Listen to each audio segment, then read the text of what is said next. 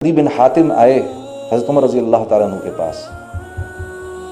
अमीरुल मोमिनीन, अल्लाह के नबी ने मुझसे 3 बातें कही थी। पहली बात, जब मुझे बिठाया ना अपने सामने, और ये मदीने क्यों आए, क्योंकि मुसलमानों के एक काफिले ने कबीला तय के लोगों को पकड़ा, उनमें इनकी बहन भी थी, पकड़ा, माल तो ले लिया। जब लोगों को छोड़ने लगे, क्योंकि ये लोग लूटमार करने आए थे, मुसलमानों ने पकड़ लिया इनको, तो छोड़ने लगे तो पता चला कि भाई हातिम ताई के खानदान की एक औरत भी है इसमें, अदी बिन हातिम की बहन है। तो मुसलमानों ने कहा कि या रसूलल्लाह, इसकी वजह से कोई बड़ा हमको गनीमत मिलनी चाहिए। आप सल्लल्लाहु अलैहि वसल्लम फरमाए नहीं, इसको छोड़ दो।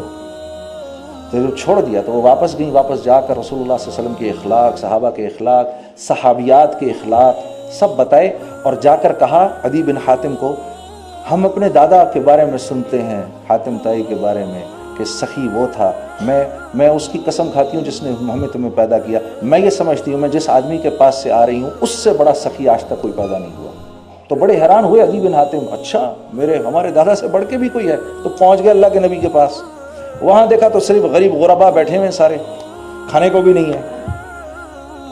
तो एक नज़र यूँ डाली, फिर एक नज़र यूँ डाली, फिर क्योंकि सरदार थे बैठे रहे, अल्लाह के नबी भाप गए।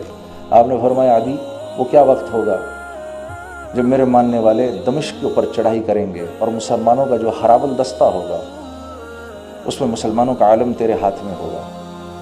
तो अदी बिन हातिम खुद फरमाते हैं, खुद कहते हैं कि मुझे यकीन हो गया कि लोग इस आदमी को जो मजनू कहते हैं सही कहते हैं, कि यहाँ तो खाने को नहीं और ये दमिश्क पे चढ़ाई की बात कर रहा है। जी फिर कहा, अच्छा अदी ये बता, वो वक्त क्या वक्त होगा जब यमन से एक औरत ज़ेवरात से लदी भदी चलेगी और मदीने आएगी और कोई उसको छूने वाला नहीं होगा। तो कहते हैं मैं चुप रह भी नहीं सका, बेसाख्ता मेरे मुंह से निकल गया। तो क्या कबीला तय के सारे मर्द मर चुके होंगे?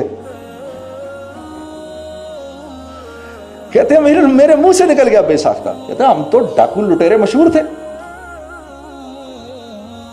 फिर फरमाया अदी, वो क्या वक्त होगा कि चौराहे पे खड़ा होकर एक मुसलमान ऐलान करेगा भाई कोई ज़कात लेने वाला है और कोई ज़कात लेने वाला नहीं होगा। तो हज़रत उमर रज़ी अल्लाह ताला अन्हु को ये बात आकर उनका बाजू पकड़ लिया और आंखों से आंसू हिचकियां। मेरे नबी ने जो पहली बात कही थी वो तो सही हो गई। दमिश्क अल्लाह के फजल करम से आज मुसलमानों की तहवील में है, और हाँ वो जो हराबल दस्ता था मैं सबसे आगे था और मुसलमानों की फौज का आलम मेरे हाथ में था। तो हज़रत उमर मुस्कुराए, कहा तुझे तेरी दूसरी बात भी सच्ची दिखा दूं? तो कहा अच्छा, कहा हाँ मेरे साथ आओ। ले गए। वो कुछ अरसे पहले वो औरत यमन से चल के आई थी। कहा तू कौन है? मैं फला। कहाँ से आ रही? यमन से। कहा इतनी लदी फदी? कहा हाँ। कहा ये बताओ मुसलमानों को कैसा पाया? कहती है ऐसा जैसे एक माँ की औलाद हो सारे। हाँ, ये कहाँ से हो गया मेरे दोस्तों? हमारे तुम्हारे जैसे लोग थे? नहीं, हमारे तुम्हारे जैसे लोग नहीं थे, हम तुमसे भी ज्यादा गए गुजरे लोग थे। हाँ, हम तुमसे भी ज्यादा गए गुजरे लोग थे। ये इस्लाम ही तो था, ये वो ईमान ही तो था, और क्या था जिसने ऐसा बना दिया? तो हजरत अदी बिन हातिम कहने लगे, अमीरुल मोमिनीन, अगर मेरे नबी की 2 बातें पूरी हुई हैं तो तीसरी भी जरूर पूरी होगी। और हज़रत उमर बिन अब्दुल अजीज़ के दौर में मेरे दोस्तों एक आदमी ऐसे चौराहे पे खड़ा होकर कहता था, भाई इतना माल ज़कात का हमारे पास मौजूद है, कोई है कोई ज़कात लेने वाला? कोई भी नहीं था। क्यों नहीं था? सब देने वाले थे, गरीब भी देने वाला था, सब देने वाले थे, लेने वाला कोई नहीं था। ये तो हमने सत्यानाश मार दिया अपने गरीबों का, ये कह के कि सड़क पे निकल के नारा लगाओ हमारी मांगे पूरी करो, हमें हमारा हक दो। हम तो देने वालों में से थे, हम कब लेने वालों में से थे? अगर मदीने के अंसार ये कहना शुरू कर देते रसूलुल्लाह सल्लल्लाहु अलैहि वसल्लम को हमें हमारा हक दो, बोला था एक दफा, पता है आपको, एक बार बोला था, पता है क्या जवाब मिला था?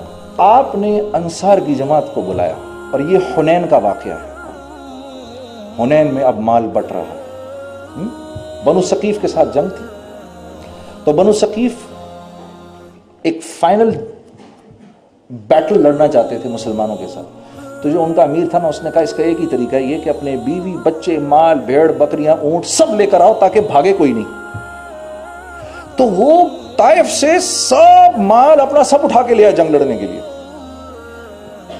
قرآن میں اس کا ذکر ہے 12,000 مسلمان 4,000 بنو ثقیف، 2 صحابہ کے دل میں یہ بات آئی آج تو ہم زیادہ ہیں۔ مسلمان نہیں جیت سکتا کبھی بھی ہتھیاروں کے زور پر، ہتھیار کے استعمال کو منع نہیں کیا، اس کے یقین سے منع کیا ہے، ایمان اس کو کہتے ہیں، نہیں جیت سکتا۔